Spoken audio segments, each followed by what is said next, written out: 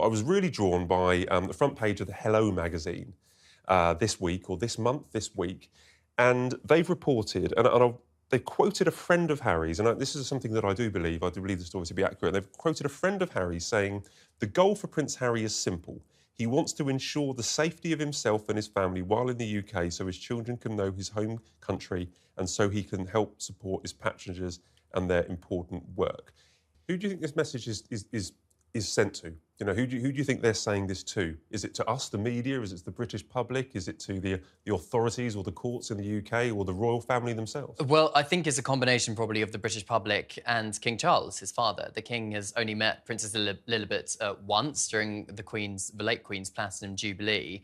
And there are reports, which haven't been confirmed or verified, that suggest that Prince Harry is essentially trying to lobby his father to intervene in his court case he's got going against the Home Office.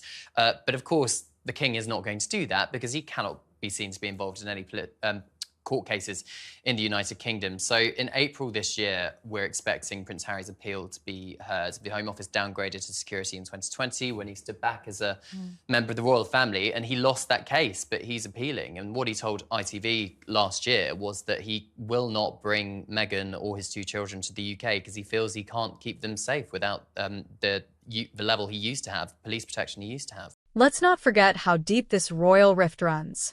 Since stepping back from royal duties in 2020, Harry and Meghan have launched repeated salvos at the monarchy, from the Oprah bombshells to the Netflix documentary to Harry's scorched earth memoir, Spare. In Spare, Harry accused his father of being distant, emotionally inept, and more concerned about the press than his own children. These weren't subtle critiques, they were public indictments. And while Charles has stayed mostly silent, insiders say the king was deeply wounded by the memoir and felt betrayed. Why, after all this time, would Harry reach out, quietly, behind closed doors? Some sources suggest Harry is feeling bruised and sidelined, especially after recent events like being snubbed from royal milestones, the dwindling relevance of Archewell, and Meghan's solo rebrand under American Riviera Orchard. Others speculate Harry is beginning to miss the royal structure. That's the other interesting part of it. He really drew the line in the sand with that. So I don't, if the case doesn't go the way he wants it to, he's made it clear. He said, I won't bring them back here. So, in terms of that article, where does he go from there if it doesn't go how he wants? Now, Cameron, we were both in Poland this week. We went to the 80th anniversary commemorations of the Holocaust, of the liberation of Auschwitz camp. Yeah. We were there at the camp with the King and many other world leaders.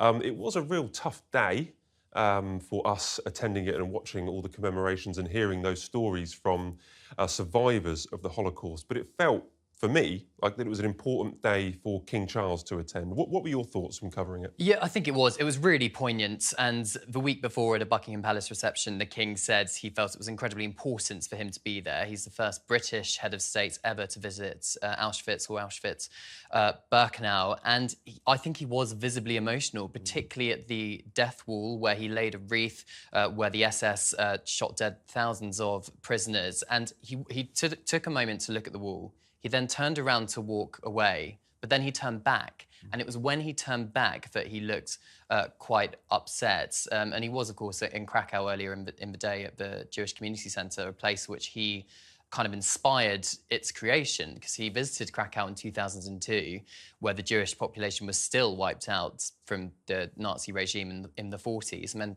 came back in 2008 to open it, and now again on the 80th anniversary of the liberation. Because he was quite shocked, wasn't he? We often say, when we report on the rules, they're visibly moved. But he did appear visibly moved. I remember he did, when he almost like wiped a tear away when he was hearing these horrific stories from survivors, but also he was visibly moved by, I think there were some children's shoes. I think they were in the cabinets, and he was shown the things that had been taken from the Jewish people that had been, taken into this camp and exterminated.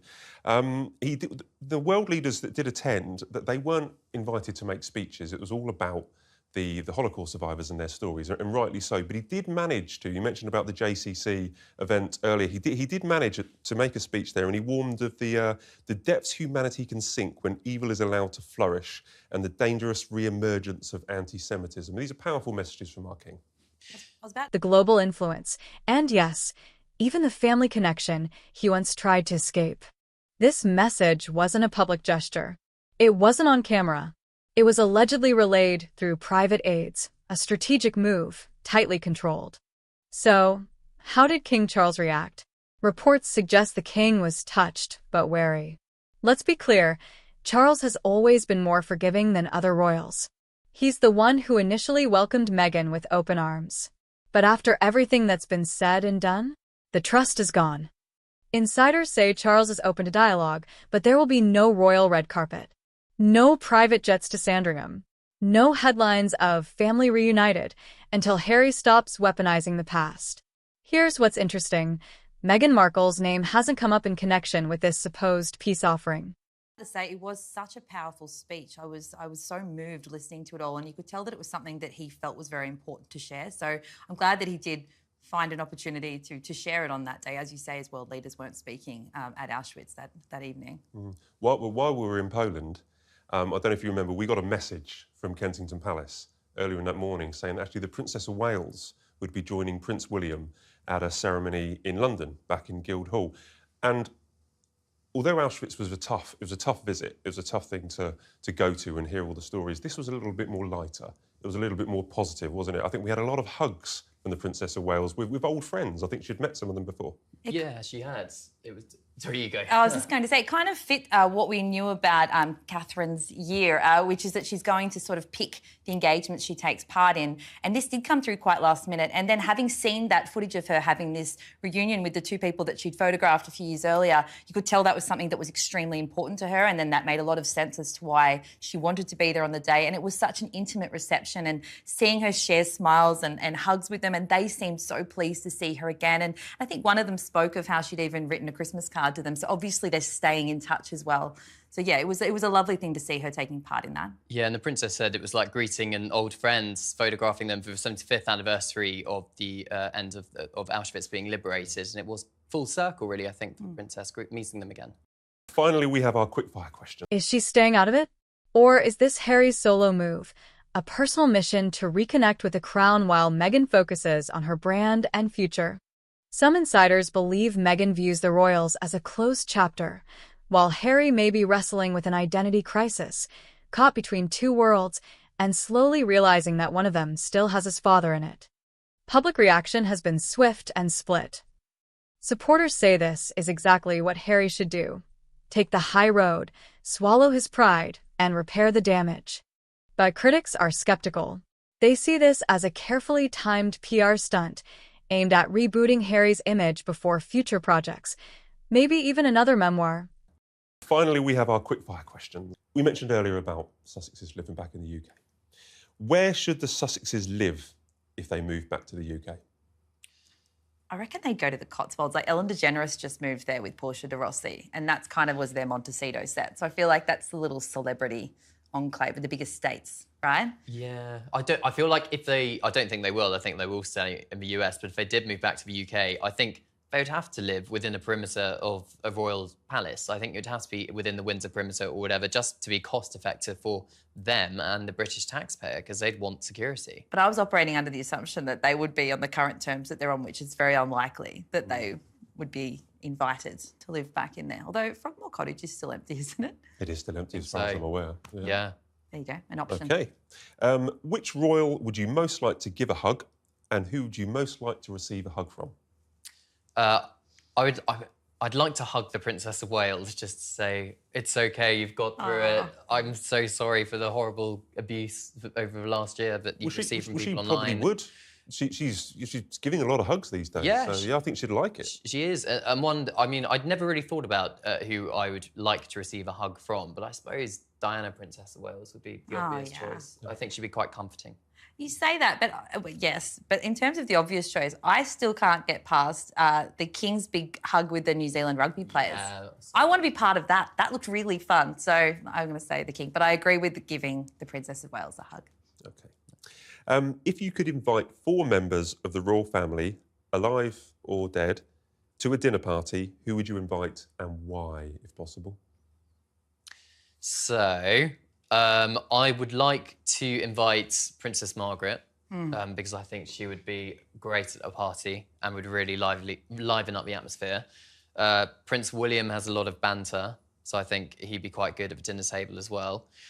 I think somebody like Lady Louise or somebody like that who's the younger generation of the royal family who perhaps could add something to it. And Queen Elizabeth II, I think, as well. I just think it would have been amazing to be in her presence. She'll keep everyone under control. Absolutely. And have banter with her sister. Yeah. Because I was going to say the late Queen, because she was such an enigma. I would love to have her there just share a drink and have a chat, you know, find out what she's like. The Tyndalls always seem like they're having the best time. They actually go to these races in Australia every year and they just look so fun. And then the Waleses. I'd love to sit down for dinner with the Prince and Princess of Wales. That's 5 people, Bronte. I think Cam had 6, to be fair. Did you have 6? Did I? I thought Louise... Margaret. Queen. Yeah. William. Yeah, Queen, Louise, Margaret, William, 4. Oh. If Harry truly wants reconciliation, it's going to take more than a secret message. It's going to take accountability, effort, and silence, something he's not known for. And if Charles accepts this gesture, it risks alienating other royals, especially Prince William, who reportedly has zero interest in forgiving his younger brother. The royal family isn't just navigating emotions anymore. They're navigating reputation management, succession optics, and the growing demand from the public to choose sides. At the end of the day, maybe Harry does want peace. Maybe Charles still holds a father's hope. But the path to reconciliation is no longer about one secret message. It's about years of repair, if it isn't already too late. Is this the start of something healing, or just another palace PR twist? Let us know in the comments. Don't forget to like, subscribe, and turn on notifications for more deep dives, bold commentary, and raw royal truth.